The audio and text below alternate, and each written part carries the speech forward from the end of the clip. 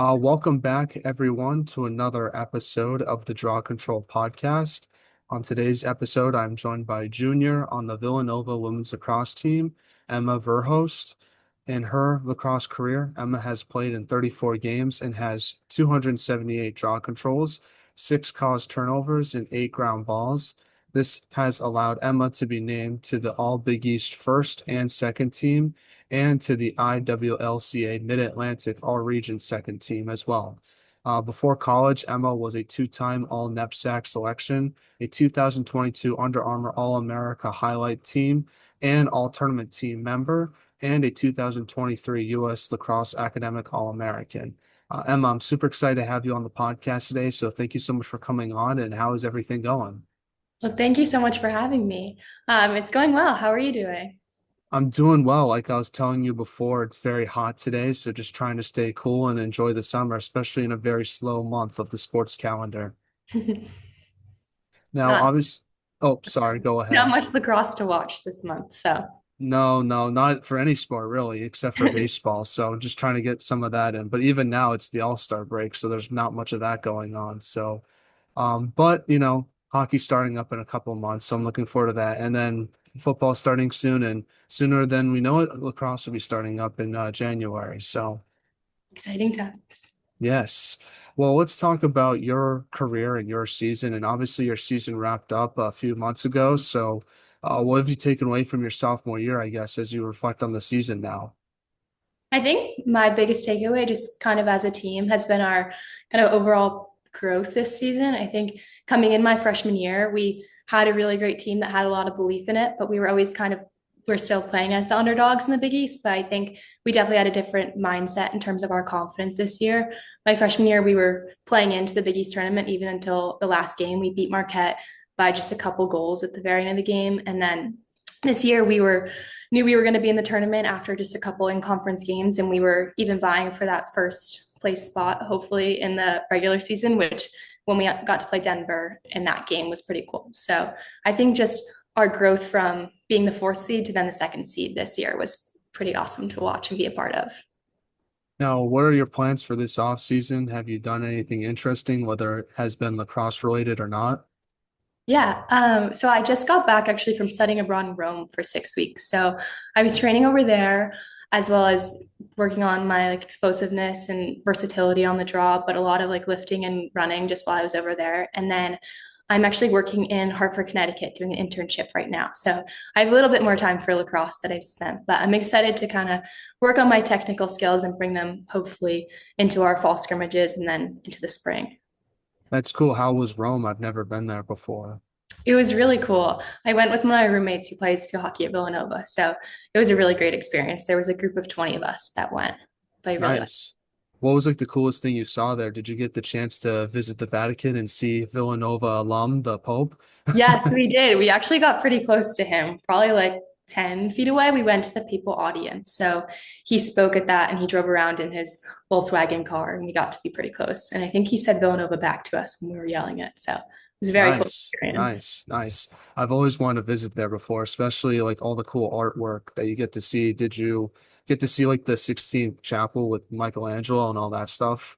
Yeah, it's crazy there. You can just turn a corner and you stumble upon some piece of history. It's very cool. Yeah, that sounds like a lot of fun. And obviously, congrats on the internship in Hartford. I don't know too much about that city other than that's the insurance capital of the world. So, it should be, that sounds like a lot of fun that what are you doing out there, like internship wise? I'm working for an accounting firm. Okay, cool, cool. That's awesome. That's awesome. Well, obviously you were talking about your training for this season and what you've been up to. What do you think's like the biggest thing that you want to improve on this summer, to get ready for fall and eventually the spring season? I think probably just like my overall versatility and like the mental side of my game. I think I sometimes struggle and get into a rut when things aren't going well. So I think kind of perfecting that and working through those, but also the technical skills and hopefully maybe even being able to do more lefty draws and just kind of having more options in my tool bag to pull out when things aren't going well. Now you're also going to be an upperclassman next year. Have you thought about the type of leadership you want to bring towards this team, especially as a, draw taker? Yeah, so I think I've had such a good role model. We had a girl named Caroline Keene. She just graduated this past year, which I'm so sad about, but she was the other main draw taker on our team, and she was such a good role model to me. She like worked so we worked so well together, and we really like spent the practices building each other up and giving each other tips. So I'm hoping that there's a freshman that comes in or someone who kind of develops into another like specific draw taker role that I can take under my wing and hopefully help them out in the way that she helped me.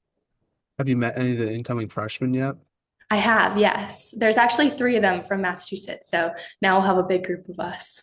There For were only two of sure. us last year, and the other one graduated. So there'll be four of us now, which is exciting. Yeah, that's good. And obviously get to root for some of those Boston sports teams, especially being out in Philadelphia, being in enemy territory. So, Yeah.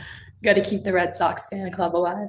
oh, for sure. Well, they're doing better than the Phillies right now, at least I think so. So, 10-game winning streak. Hopefully that continues. But let's transition now and talk about the beginning of your career and sort of work all the way up to where you are now. So, like you sort of alluded to, you're from Newton, Massachusetts. So, talk about growing up there and how did you start playing lacrosse? Yeah, so I was originally actually born in Connecticut and then moved to Newton in second grade. So I started basically every youth sport you could imagine in the second grade. And then I started playing club hockey then too. And then I had a friend who was on my club hockey team that was like, why don't you try lacrosse? So I actually started playing club lacrosse almost at the exact same time that I started town lacrosse in second grade. So I played for Rev and then played with them all the way through. I graduated, but I definitely like played lacrosse from an early age, but it wasn't kind of my main sport until probably my sophomore year or freshman year, maybe. Like until I got to high school, I was pretty focused on hockey. Yeah. What position did you play in hockey? Because for those that know me, I'm a big hockey fan. I kind of bounced around actually. I played mostly defense towards the end, but yeah. Yeah, that's cool. That's cool. Would you say you're more like a defensive defenseman like Chara, or were you more of like an offensive defenseman like McAvoy? I think probably more like Char. I'm also 6 feet tall, so that definitely helps in the comparison. Oh, for sure, for sure. Especially winning those board battles too, which are important for defensemen. So that's awesome. Well, obviously, let's talk a little bit more about lacrosse. So growing up, did you have like a favorite lacrosse player or team that you like to watch? I assume probably Boston College because you grew up in the same town where they play. Yeah, I actually didn't watch a ton of lacrosse in like elementary school, middle school, and then I started a lot more, I guess, towards the end of middle school and like early on in high school, I got a lot more into it. But I think one of the most notable experiences I had is I got to watch Charlotte North right the year that she transferred from Duke to BC when they played BU, and she scored a lot of goals that game. I went with a bunch of my friends, and it was just like a really cool experience to watch her play. And then she actually came to help out at a couple of our high school practices that following year. So I kind of got to see like her play on the field and then also get tips from her during practices. So that was a pretty cool experience. That's awesome. What was like the best thing you learned from her that you can remember? I think just like her quickness of everything that she does. She's like so fast with her hands and her feet at the same time. And like developing those skills takes so much time. But if you put the work in, they really do come out and shine during games. So she definitely instilled that into us. Now, before college, like you mentioned, you played for Dexter Southfield. Talk about your time with that prep school and what's like your favorite lacrosse memory there, looking back on it now. I really liked my time there. I think it's such a sports focused school with kind of hockey at the center of it. But with, I didn't play hockey in high school, I stopped them. But just playing like lacrosse and field hockey there, I was always surrounded by people with very similar goals to me, which was very nice. And I think over half of our grade now played collegiate athletics. So a lot of my friends were kind of in the same role as me or same life experience. Like they went through the recruiting process at a very similar time. So it was nice to have those bonds in terms of like our friendships and our teammates. Then I think my favorite memory was probably we went to Florida for spring break to play, and we would play some other prep schools. So that was a really cool experience. I think probably also one of my favorite experiences at Villanova was when we went to California for spring break this past year. Yeah, what'd you like better, Florida or California? What was like the coolest like things you got to do there? California, I really liked California. We went to San Francisco for a day too. So we got to see the Golden Gate Bridge and we did like a whole walking tour of it. And then we played Stanford and UC Davis while we were out there, which were two one goal games actually. So very cool. Now you played club lacrosse for Revolution, so how did that experience sort of help prepare you for college lacrosse with Villanova? I think Rev has been honestly one of the things that shaped me most in terms of a person as well as a player.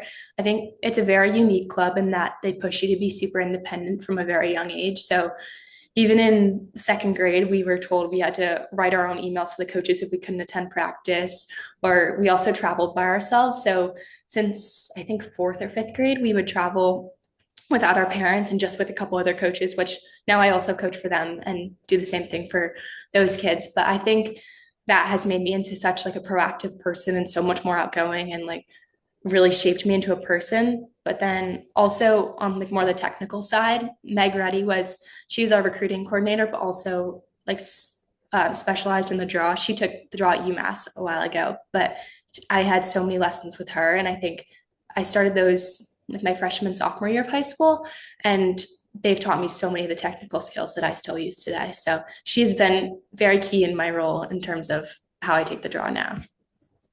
Well, what was your recruiting process like with Villanova? What made you want to go there versus some of the other schools you might have looked at? Yeah, I think Villanova kind of just had the whole package for me. I'm obviously in the business school there, and I think like the really strong academics was really appealing to me, but also I went to the campus and I had my visit and I sat down at lunch with my mom and I was like, this is the place I want to go. Like I knew kind of the second I went there that I really wanted to play there. And I think our coach Jill just has such like belief in our team and our program, and she kind of never had like a wavering doubt in anyone on our team and knew that like we were the right people to like bring us to hopefully a Big East championship. And like I think I really liked like her belief and her like vision for the program was really appealing to me. Now, as a freshman, what was like the biggest adjustment you had to make to college lacrosse? I think probably kind of the overall strength needed to play and like the speed of play overall.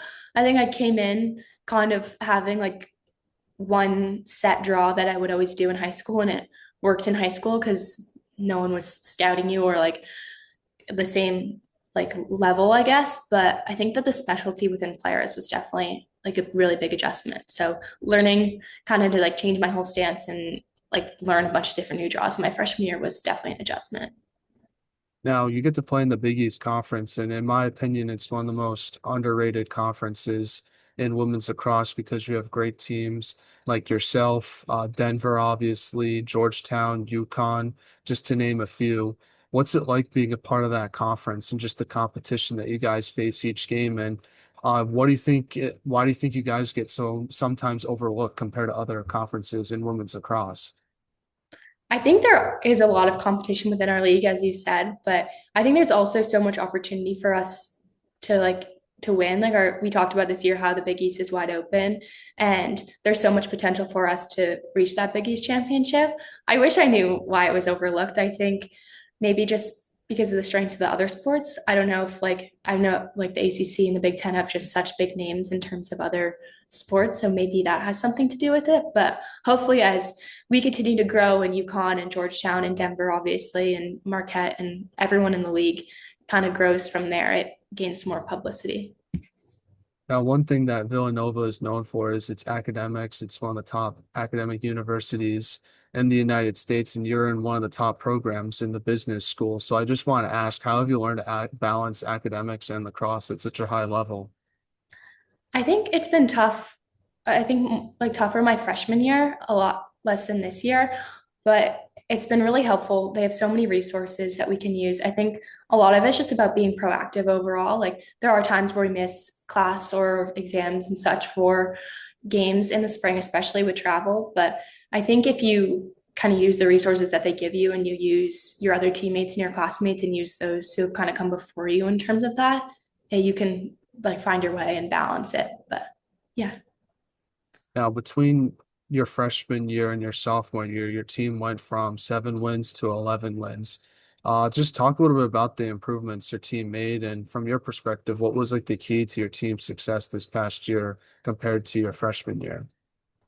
I think we gained a lot of experience on the fields in terms of at least like our grade. We have a lot of key contributors in our, I guess now going into our junior class, which is crazy that we're going to be upperclassmen. But we were Jill's like first full recruiting class. So I think she saw a lot of potential in us and wanted to get us playing time our freshman year. And then that's kind of just, we're going into our junior year with almost, like you said, 34 games under our belts, a lot of us. So I think that that's really helped this past year and will like kind of propel us even further into the future and like a great investment in in the future of the program. Now, individually, you improved a lot as well. What would you say has been the biggest improvement you've made to your game between those two seasons?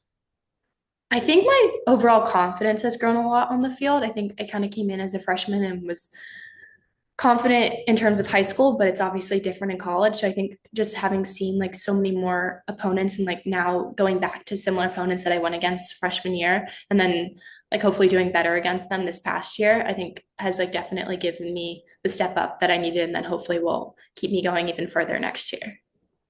Now, Emma, I'm not saying this because you're on the podcast. I actually do believe this, but I do think you're one of the best draw takers in the country. So I wanted to ask, what is your strategy when you are in the circle, and do you game plan for each matchup? I don't want you to reveal like all your strategies in case any of your opponents are listening, but if you can give us any sort of insight on how you work on that part of your game, we would love to hear it. Oh, well, thank you. I think we talk a lot about on our team, especially in the circle, about like a find a way mentality about like if it's not going well or the calls aren't going your way, like what are you going to do even to make that like small adjustment to then hopefully get the ball even like 10% more into the our attacker stick. So I think that's been very key in terms of like moving people around in the circle and our strategy within that. But I think I do owe a lot of our credit to our coaching staff, but also Caroline, who really prepares me very well for the games. And then we've had the past 2 years, two girls, Gabby and Megan, help out with our draw team as like they've been recovering from torn ACL. So they've been very invested in their role and really study the scout with us and take videos of us during practice. And I think that has like really helped us to prepare. But in terms of how we kind of do as like an overall circle unit, it's usually we meet the 2 days before a game and kind of go over like I share my plan for the game and then so does Caroline. And then we kind of talk about like if this happens, we're gonna pivot this way and do this. So we kind of run through all the possibilities so everyone's on the same page beforehand. Who's the toughest draw taker you've ever gone against? That's a good question. I think the Big East matchups are always tough. There's a lot of pressure in terms of kind of the results of it. I think I would say last year, Denver, I think her name was Abby Jenkins. She was really good. And the Denver draw takers are always really good. And that's a big game for us with Alex this year. Um, I think that's always just, there's a lot of pressure on the situation. So that's always like a very heated match. Yeah. Well, I was talking to her on the podcast about a month ago. It seems like she always said like the Big East games are the most physical in regards to the circle. Like, is that true from your perspective as well? Yeah, I think so. There's just a lot more like pressure overall from like everyone wanting to do well. And then I think it's like a very segmented part of our season just with all those games falling in the second half. Now, you're a very tall person. You're 6 feet. So I'm curious how you use your height to your advantage because some players might not have that. So I'm curious if that's something that you take in consideration for your game plan in the circle. Yeah, I think it definitely helps, especially with like a self draw. I think it's not as key if you're pushing it out or like pulling behind to the circle, but when it's like in tight and you're just trying to like keep it there, I think it really helps. It also helps with the really long reach. So I can like get those one-handed ground balls that are further away. Now, let's talk about your season this past year. So in the Big East playoffs, your team got a huge win over UConn, but then lost to Denver in the championship game, which was ultimately the reason why your team didn't make the national tournament. First of all, what was it like to host the Big East championship this year? That must have been a lot of fun to have your home fans with you guys at that game. But what did you take away from your team's performance in those games that you think you guys need to do in your junior year to sort of take that next step and win the championship and make the tournament? Yeah, so I mean, it was a great experience to host the tournament. We saw the men's team, they were in the finals last year and hosted the tournament. And I think it's very nice to have like all your family and friends and like everyone who attends the university like come out and support. So I think they got to see like all the work that we've put in this whole season and watch it pay off against UConn. And then while we did fall short to Denver, I think that we grew so much in terms of our program this year that it's like not the finish that we wanted, but there was like an overall sense of pride within our team, I think, to be both in the finals and hosting it at the same time. Now, what are your team's goals and expectations for next season? Have you sort of thought about that? I assume it's to obviously win a Big East championship and to make the NCAA tournament. But if there's any other goals that your team might have, feel free to sort of share it and manifest it on the podcast now. Yeah, I think obviously to win the Big East, that's been our goal the past, at least since I've been a freshman, has been like at the forefront. Or we say like BEC, Big East champs, not bacon, egg, and cheese. So we focus on that obviously a lot. But I think just like getting to the finals this year, our goal will like hopefully even to make it farther than the Big East championship and like at least obviously make it to the NCAA tournament by qualifying, but hopefully make it even farther in terms of that. But also just like maintaining a positive culture within our team and like a community of growth for our freshmen. I think we have 7 or 8 coming in, and I think we have such a positive culture right now with like really great relationships with one another, and just hoping that that continues on and like to bring them into that environment. Now let's move on to a segment I like to call the non-lacrosse segment, where I ask you non-lacrosse questions to get to know you more off the field, and I'll try to answer some of these as well to make it more fun for the audience to listen to. So, the first question I have for you is, if there was a movie made about your life, who would you want to play yourself? That's a tough question for me. I watch very few movies. If you ask any of my friends, I've seen almost none. But I think the actor I get a lot that people say I look alike is Anne Hathaway. Sometimes people say that, I guess, but other than that, I'm not sure.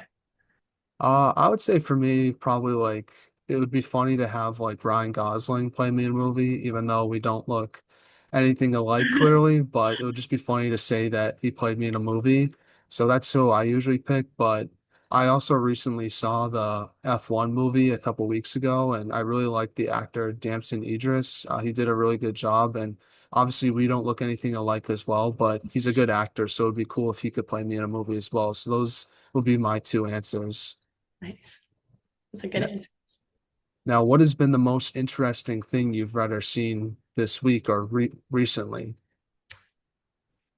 I do a lot of yoga at home, especially like during the off season. And one of our yoga teachers, Hanya, at the studio I go to, she always leaves us with a quote. And the quote this week was like, find comfort in the discomfort. And I think I've kind of brought that into like my work this week, but also like hopefully we'll bring that into my lacrosse career going forward and like our kind of pushing through the fall with some of those like tougher workouts to then like hopefully pay off and feel more comfortable in the spring.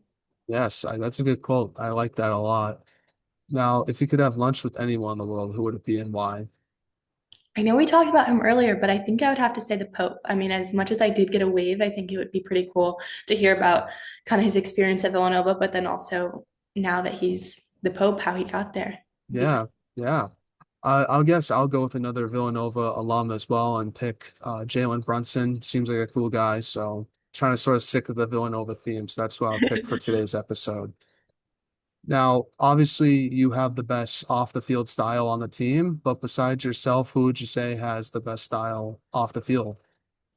One of our seniors, Kathy, she actually graduated this past May, but she always pulled out the best game day outfit. She was very on top of it. And we always have team breakfast before the games, and she always pulled up in the best outfit. So I'd have to. Nice. What, in your opinion, like goes into like a perfect outfit? And like, do you have like any like styling tips for our listeners out there? She would wear a lot of fun Villanova gear. I think she had some Villanova sweaters. She had overalls she'd wear. It was always something very funky, but she pulled it off well. Yeah, that's good. That's good. Now, what is something that you've learned about yourself in the past year? Hmm. I think I do. I mean, I guess I don't know if this is necessarily in the past year, but I really love to travel. And I think that that kind of especially came out when I went to Rome for the past 6 weeks. So I think that was a really cool experience for me, especially not being able to study abroad during the year with lacrosse. I really liked that part of it. And I think maybe I'll like hopefully travel a lot more in the future, but maybe even live abroad at some point would be cool. Yeah, I feel like is there like something about being abroad that makes you sort of appreciate like being home again or like vice versa? I'm curious about that as well. For sure. The air conditioning is a lot better here, but also Yeah. it's nice to be back with my friends and family. It was getting like, I was definitely missing them after that, like almost 2 months stint. So there's a lot more turf fields here too. So Oh, love for sure. lacrosse. Yeah. I would say for me, if I would travel anywhere, it would be like Norway or like the Scandinavian countries, because I think those look like a lot of fun to visit. And I'm more of a cold weather person myself, so I feel like I'll enjoy those climates a lot better, maybe than some of the hotter climates out in Europe. So that's what I would pick personally. Those look like a lot of fun. That'd be very cool. I've never been there. Now, what is I guess where's the other question I have? Oh, here we go. What is something that you wish more people would notice about you more? Hmm, that's a really good question. I think I like to do a lot of different things. And I think that, like, as a lacrosse player, it's so much of my personality at school, my identity there. But I have so many other interests. Like, I love to go to yoga and I love to play pickleball. So I think, like, some of those other, like, niche interests, like, you don't really uncover until you get to know me. So maybe that. Yeah, yeah. When did you start playing pickleball? I really only play recreationally, but I play with some of my friends and my brother. He's very into squash. So we like to play pickleball, which, even though they're not that similar, I started probably in the past like year or two. Yeah, yeah. I've always wanted to play. I've never played before, but honestly, like I want to learn more about tennis because I was watching Wimbledon recently and it looked like a lot of fun and I was like learning the rules and stuff and like how a set works and how you have to win it and all that kind of stuff. And I feel like it would be a fun sport to try like recreationally now that like I'm an adult because I feel like it's so hard to find like sports to play as an adult, like just for fun with other adults. So that's sort of like I was really liking a lot of those tennis matchups. I feel like obviously I won't be good at it, but it'll be fun to like try it out. Yeah, it'd be a cool experience for sure. I definitely followed Wimbledon a little bit with Ben Shelton, but I don't know too much about tennis. Yeah, I don't know too much about tennis either, but it was cool seeing Sinner win that for the men's side. And I don't know who won it for the women's side. I know this American made it all the way to the finals, which was cool to see. So I gotta look that up after the interview. Now, last question for you, or last non-lacrosse question for you is what are you more of a morning person or a night owl?